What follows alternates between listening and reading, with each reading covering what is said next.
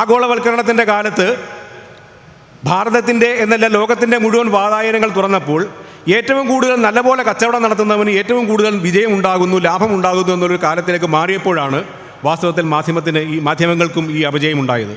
സമൂഹത്തിലുണ്ടാകുന്ന എല്ലാ തരത്തിലും ഉണ്ടാകുന്ന അപജയങ്ങളുടെ ഭാഗം അത് മാധ്യമത്തിലും ഉണ്ടാകും എന്നുള്ള കാര്യത്തിൽ സംശയമില്ല. പക്ഷേ മാധ്യമങ്ങൾക്കൊരു ധർമ്മം ഉണ്ടായിരുന്നു.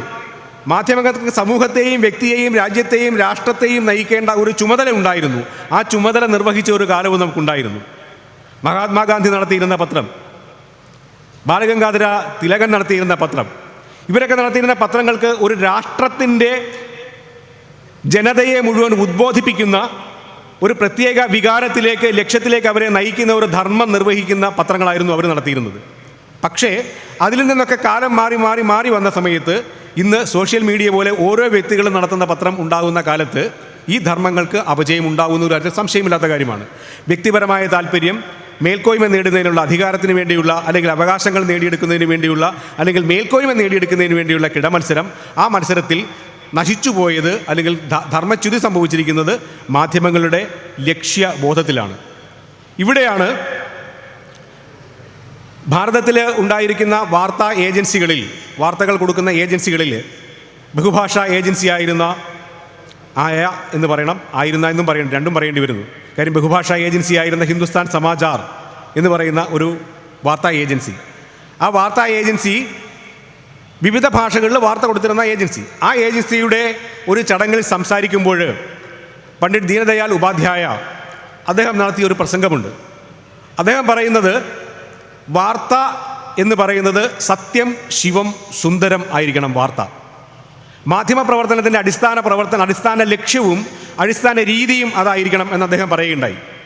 എന്താണ് സത്യം, എന്താണ് ശിവം, എന്താണ് സുന്ദരം?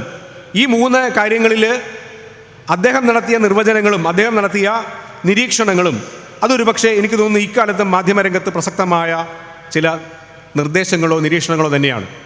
അദ്ദേഹം പറഞ്ഞു, വാസ്തവമായിരിക്കണം വാർത്ത. എന്തിനുള്ള വാസ്തവം?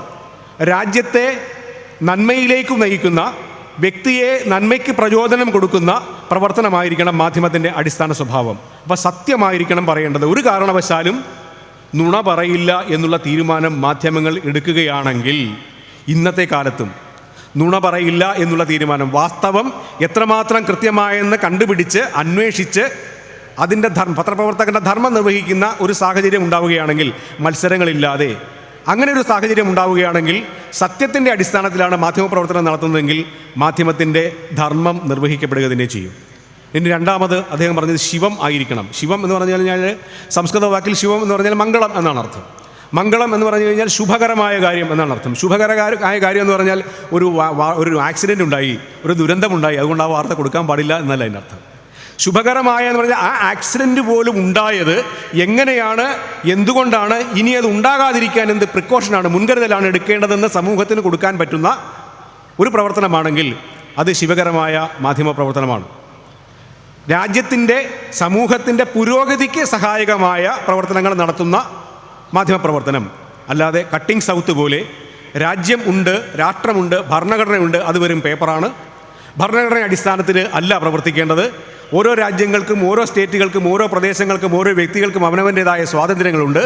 ആ സ്വാതന്ത്ര്യത്തിൻ്റെ അടിസ്ഥാനത്തിൽ പ്രവർത്തിക്കുകയാണ് വേണ്ടത് എന്ന് പറഞ്ഞ് കട്ടിംഗ് സൗത്തുകൾ പോലെയോ അല്ലെങ്കിൽ വിഘടനവാദങ്ങൾ പോലെയോ രാജ്യത്തിൻ്റെ പ്രാദേശിക താല്പര്യങ്ങൾക്കപ്പുറത്തേക്ക് രാഷ്ട്രം എന്നൊരു സങ്കല്പം തന്നെ ഇല്ല എന്ന് പറയുന്ന തരത്തിലുള്ള പ്രവർത്തനവും നടത്തുന്നത് അത് ശിവകരമായ പ്രവർത്തനമല്ല. മാധ്യമപ്രവർത്തനത്തിൽ ആ ഒരു കാഴ്ചപ്പാടുണ്ടെങ്കിൽ മാധ്യമപ്രവർത്തനം ശിവകരമാകുന്നതാണ്. മൂന്നാമത്തേതാണ് ശിവം, സുന്ദരം എന്ന് പറയുന്നത്. ഈ സുന്ദരം എന്ന് പറയുന്നത് നിങ്ങൾക്ക് വായിക്കാൻ കിട്ടുന്നത് സുഖകരമായ വായനയല്ലെങ്കിൽ, ലളിതമായ വായനയല്ലെങ്കിൽ, നിങ്ങൾക്ക് ആസ്വദിക്കാൻ പറ്റുന്നത്, മനസ്സിലാക്കാൻ പറ്റുന്നതും അല്ലെങ്കിൽ നിങ്ങൾ മാറ്റിവെക്കും. നമ്മുടെ വീട്ടിൽ എത്രയോ എല്ലാ ആൾക്കാരുടെയും വീട്ടിൽ ആധാരമുണ്ടാവും. നമ്മുടെ വീടിൻ്റെ ആധാരം, നമ്മുടെ പ്രോപ്പർട്ടിയുടെ അവകാശം നമുക്ക് തന്നിരിക്കുന്ന ആധാരം എത്ര പേര് അതെടുത്ത് വായിക്കുന്നുണ്ട്? വായിക്കാൻ പറ്റില്ല. കാരണം എന്താ വെച്ചാൽ അതിൻ്റെ ഭാഷ അങ്ങനെ ആയതുകൊണ്ടാണ്, അത് ലളിതമല്ലാത്തത് കൊണ്ടാണ്. പക്ഷേ മാധ്യമപ്രവർത്തനം ആ രീതിയിലാണെങ്കിൽ അതൊരിക്കലും സാധ്യമാകുന്ന കാര്യമല്ല. അപ്പോൾ ലളിതമായും ആകർഷകമായും ആസ്വാദ്യകരമായും വാർത്ത സുന്ദരമായും കൊടുക്കാൻ കഴിഞ്ഞാൽ സുന്ദരമായി. ഇങ്ങനെ സത്യം, ശിവം, സുന്ദരം എന്ന് പറഞ്ഞ മൂന്ന് ആശയഗതികൾ അത് മാധ്യമപ്രവർത്തനത്തെ ആവിഷ്കരിക്കുകയാണെങ്കിൽ ഇന്നും മാധ്യമത്തിൻ്റെ ധർമ്മം നിർവഹിക്കാനാകും.